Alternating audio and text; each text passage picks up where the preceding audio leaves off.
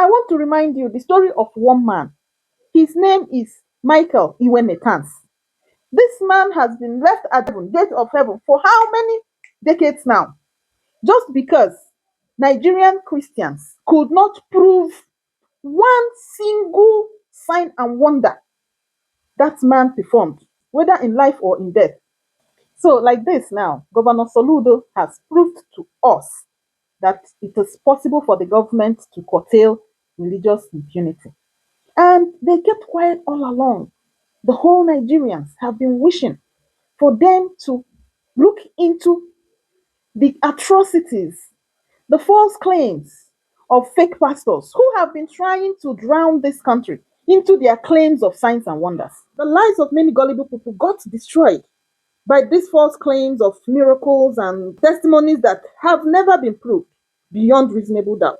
Apart from they say, the more you look, the less you see, abragadabra. If you have not lost the life of someone close to you to this magic that I'm talking about, you won't understand how painful, how pained I am.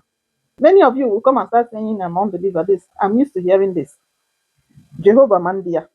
But I want to remind you the story of one man. His name is Michael Iwenetans.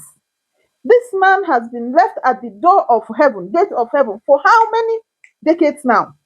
Just because Nigerian Christians could not prove one single sign and wonder that man performed, whether in life or in death. Oyibo, the owner of the religion that borrowed it to us, and we are practicing it more than them.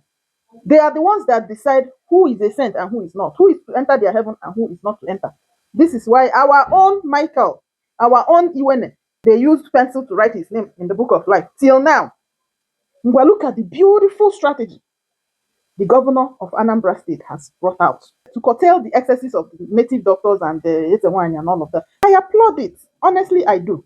And believe me, before it got to this point, there must have been instances. There are names that have been brought to the notice of the governor several times over this issue before it got to the point of really rising against them.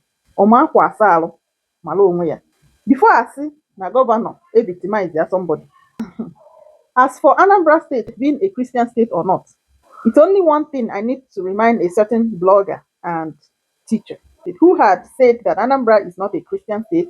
To start with that, it was never Anambra from the onset. Remember that people can get born again, right? I have seen people that were pagans before. Then they converted to Christianity, right? Most of our old grandparents were pagans, but they were baptized into Christianity. So it's possible for Anambra to have been practicing something else. But now that they are the light of the nation, they are Christians, right? And so, because of this, light and darkness should have nothing in common.